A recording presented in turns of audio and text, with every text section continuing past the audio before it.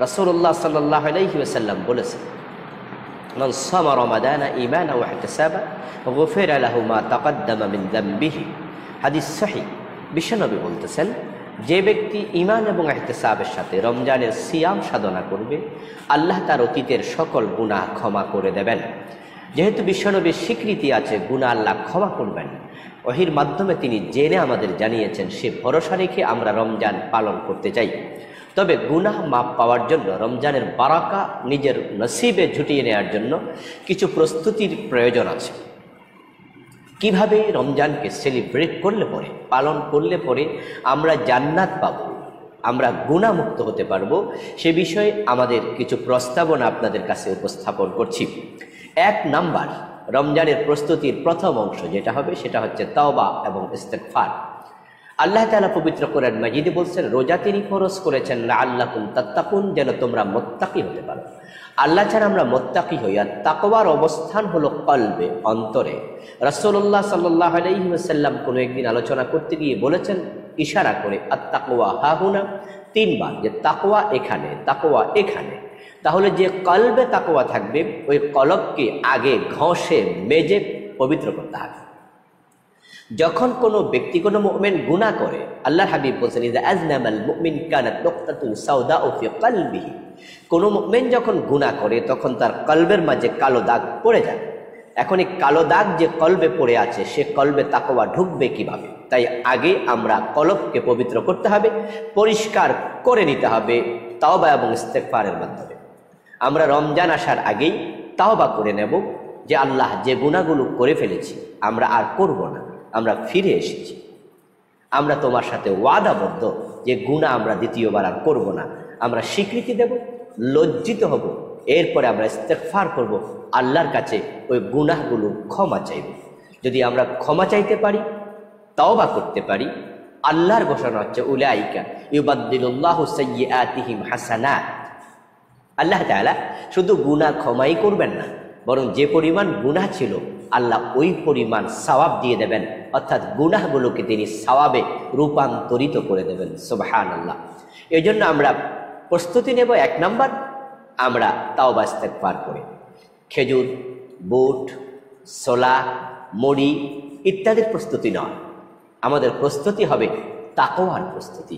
আমরা 1 নম্বরে যা করতে চাই তাওবা, 2 নাম্বার ইস্তিগফার, 3 নাম্বার হচ্ছে হক আদায় করে রোজা রাখার প্রস্তুতি। সেটা হবে হারাম পরিত্যাগ করার সিদ্ধান্ত নেওয়া। হক আদায় করে রোজা রাখা মানে হচ্ছে শুধুমাত্র খাবার এবং পানীয়, স্ত্রীর সংসর্গ পরিত্যাগ করা নয়, বরং পানাহার, কামাচার, সাথে সাথে পাপাচার, এই 3টা পরিত্যাগ করার নাম হলো রোজা। পেটের রোজা খাবার পরিত্যাগ করা, চোখের রোজা হারাম দৃশ্য না দেখা, মুখের রোজা হারাম খাবার না গ্রহণ করা এবং মিথ্যা, গীবত, শিকায়াত না করা ইত্যাদি।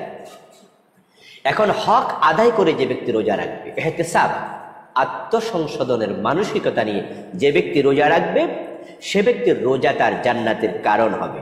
হারাম খাওয়া যাবে না, মিথ্যা বলা যাবে না, নাটক, সিনেমা, গায়রে মুহাররামা নারীর প্রতি দৃষ্টিপাত, এগুলো থেকে নিজেকে বিরত রাখতে হবে। যদি বিরত রাখতে না পারি তাহলে এটা উপবাস হবে, রোজা হবে না। রাসূলুল্লাহ সাল্লাল্লাহু আলাইহি ওয়াসাল্লাম বলেছেন, মান লাম ইয়াদা কাওলা যুর ওয়াল আমালা ফালাইসা লিল্লাহি হাজা ফি আন ইয়াদা তুআমাহু ওয়া শারাবা। যে ব্যক্তি খাবার এবং পানীয় পরিত্যাগ করেছে, মিথ্যার বেশাতি, পাপাচার পরিত্যাগ করেনি, ওই ব্যক্তির খাবার এবং পানীয় পরিত্যাগ করার কোনো প্রয়োজন আল্লাহর নেই। আল্লামা কাজী নাসিরউদ্দিন বাইজাবী রাহমাতুল্লাহি আলাইহি, বিখ্যাত মুফাসসির, তিনি বলেছেন, লাইসাল মাকসুদু মিন শারঈয়াতিস সাওম নাফসাল জু'i ওয়াল আতশ বাল মা ইয়াতবাউহু মিন কাসরিশ শাহওয়াত ওয়া তাতবি'in নাফসিল আম্মারা লিন নাফসিল মুতমাইন্না ফাইযা লাম ইয়াহসুল যালিক লা ইয়ানজুরুল্লাহু ইলাইহি নাজরাল কবুল। ফাতহুল বারীতে আল্লামা ইবনে হাজার আসকালানী রাহমাতুল্লাহি আলাইহি উনার বক্তব্যটিকে উদ্ধৃত করেছেন। নাসিরউদ্দিন বাইজাবী বলছেন, আল্লাহ তাআলা মানুষকে ক্ষুধা এবং পিপাসায় কষ্ট দেওয়ার জন্য রোজা ফরজ করেন নাই। আল্লাহ তাআলার উদ্দেশ্য ছিল এই রোজা ফরজ করার মাধ্যমে তিনি মানুষের নফসে আম্মারাকে কন্ট্রোল করবেন। নফসে আম্মারা নফসে মুতমাইন্নার অনুগত করে দেবে। মানুষ হারাম পরিত্যাগ করতে শিখবে।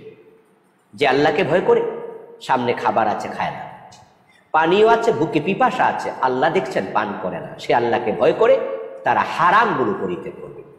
যদি এটা করতে না পারেন তাহলে শুধুমাত্র খাবার পানীয় পরিত্যাগ করার নাম রোজা হতে পারে না।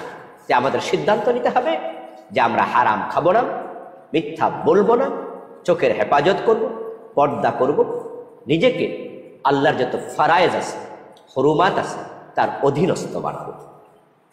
4 নাম্বার, প্রস্তুতি গ্রহণ করা দরকার। রমজান কোরআনের মাস হিসাবে কোরআন হবে আমাদের সবচেয়ে বড় সঙ্গী।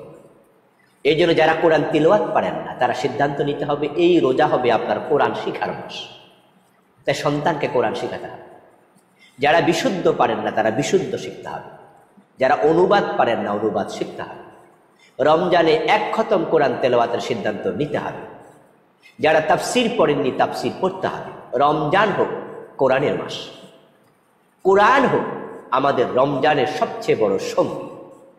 আল্লাহ তাআলা এই রমজানে কোরআন নাজিল করেছেন। সুতরাং আসুন আমরা প্ল্যান করি, পরিকল্পনা করি, এই রমজান আমার কোরআন কেন্দ্রিক কাটাবো। এই জন্য যারা তাফসির পড়েননি 5 পারা তাফসির এই রমজানে শেষ করে দেবেন। যারা অনুবাদ পড়েননি 15 পারার অনুবাদ করে ফেলবেন। এইভাবে প্ল্যান করুন। পরিকল্পনা করলে নিশ্চয়ই ভালো পরিকল্পনা সফলতার অর্ধেক। Good planning have to success. এই জন্য আমরা 4 নম্বরে কোরআন কেন্দ্রিক রমজান কাজে লাগাতে চাই। 5 নাম্বার, ইফতারের ব্যাপারে 2টি জিনিস ফলো করবেন। একটা হলো সময় মতো ইফতার করবেন, আরেকটা হচ্ছে ইফতারের আগে দোয়া করবেন। আমরা অনেকেই ঢিলেমি করি, সারাদিন রোজা রাখতে পারছি আর 5 মিনিট পারবো না, এই জন্য দেখা যায় দেরি করে ইফতার করে। অথচ হাদিস হচ্ছে ক্বালা নবী সাল্লাল্লাহু আলাইহি ওয়াসাল্লাম লা ইয়াযালুন নাস বিখাইরিন মা আজ্জালুল ফিতরা। বিশ্বনবী বলেছেন মানুষ ততক্ষণ পর্যন্ত কল্যাণের সাথে থাকবে যতক্ষণ তারা যথাসময়ে ইফতার করবে। রোজা রাখতে বলেছেন যিনি, সুম্মা আতিম্মুস সিয়ামা ইলাল লাইল বলে তিনি রাত আসার সাথে সাথে ইফতার করতে আদেশ করেছেন। তাই তার রোজা রাখা আদেশ মানা যেমন, আবার রাত যখন চলে আসবে সূর্য স্তমিত হয়ে যাবে তখনই রাত শুরু হয়, তখনই যথাসময়ে ইফতার করাও তার আদেশ, সেটাকে গ্রহণ করতে হবে। এরপরে হলো দোয়া।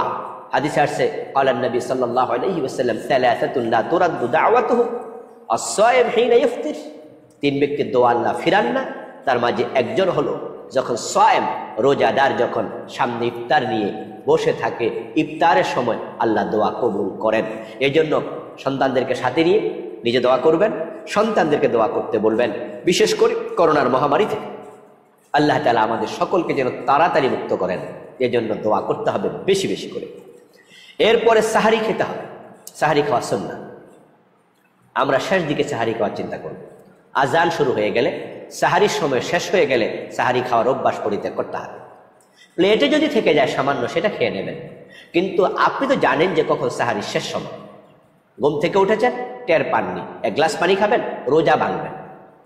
সাহারির সময় চলে গেছে, কোনো পানিও খাওয়া যাবে না। সাহারি খাওয়া ফরজ নয়, ওয়াজিব নয়, এটা সুন্নাহ।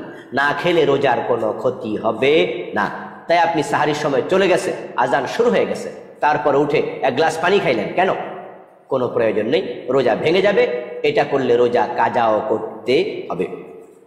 জামাতে নামাজ কোনোভাবে মিস করা যাবে না। রমজানের বাহিরে তো নাই, স্পেশালি রমজানে নয়, কোনোভাবে জামাত মিস করা যাবে। মসজিদে যেহেতু যাওয়ার সুযোগ এখন কম করোনা ভাইরাসের কারণে, সতর্ক থাকতে হবে। জামাত ঘরে করতে হবে, নিজের স্ত্রী সন্তানদেরকে সাথে নিয়ে, মা বাবাকে সাথে নিয়ে ঘরে জামাত করতে হবে। 1 ওয়াক্ত নামাজও জামাতের বাহিরে যেন না হয়। সুন্নাহ নামাজগুলো, নফল নামাজগুলো রমজান মাসে বেশি বেশি পড়া লাগবে, কারণ এ মাস বরকতের মাস। একটি নফলকে ফরজ বানিয়ে সওয়াব দেওয়া হয়, একটি ফরজকে 70টা ফরজ বানিয়ে সওয়াব দেওয়া হয়। অর্থাৎ আল্লাহ তাআলা এই মাসে বারাকা দিয়ে ভর্তি করে দিচ্ছেন। এই জন্য আমাদের সকলকে বেশি বেশি নফল নামাজ পড়তে হবে, বিশেষ করে তাহাজ্জুদ। এই বিষয়ে যত্নবান হবো আমরা, কারণ যেহেতু সেহরি খেতে উঠতে হয়, সেহেতু 20 মিনিট আগে উঠলেই তাহাজ্জুদটা পড়ার সুযোগ রয়েছে। তাই আমরা তাহাজ্জুদের ব্যাপারে যত্নবান হব। ফজরের নামাজ না পড়ে সেহরি খেয়ে ঘুমাবেন না, কাজা হয়ে যেতে পারে ফজর। এই জন্য ফজর পড়ে আউয়াল ওয়াক্তে ফজরের নামাজ পড়ে ফেলবেন, সাহারি খাওয়ার পরে।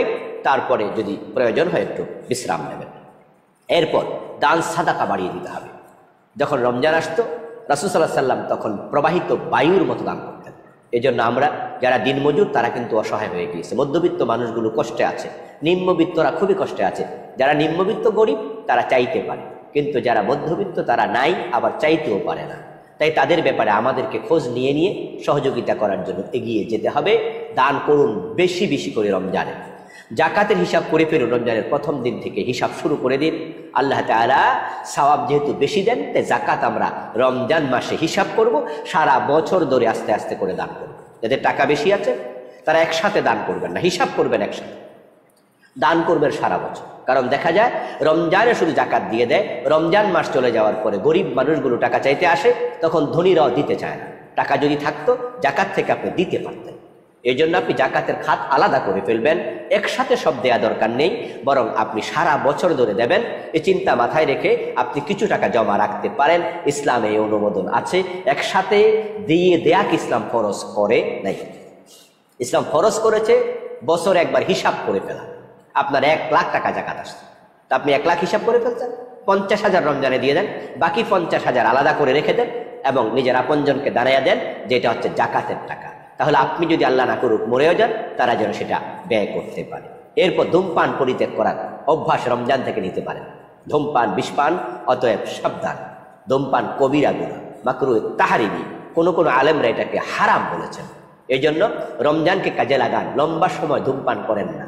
সুতরাং আপনি চাইলে আস্তে আস্তে করে এ বদভ্যাস পরিত্যাগ করতে পারেন। তারাবির নামাজ তাড়াহুড়া করবেন না, নিজের ঘরে পড়ুন এবং সুন্দরভাবে পড়ুন, জামাতের সাথে পড়ুন। এরপরে কদরের ব্যাপারে সতর্ক থাকুন। রমজানের শেষ দশকের প্রতিটা বেজর রাত কদর তালাশ করুন। এরপরে তাকওয়ার মূল শিক্ষা, হারাম পরিত্যাগ করা, ফারায়েজগুলো গ্রহণ করা, নিজের জীবনকে আল্লাহর ভয় দিয়ে রঙিন করে সাজিয়ে তোলা। ওইভাবে রমজানের প্রস্তুতি গ্রহণ করে এই রমজানকে সেলিব্রেট করে মুত্তাকি হওয়ার তৌফিক আল্লাহ আমাদের সকলকে দান করুন। আমিন। আসসালামু আলাইকুম ওয়া রাহমাতুল্লাহি ওয়া বারাকাতুহু।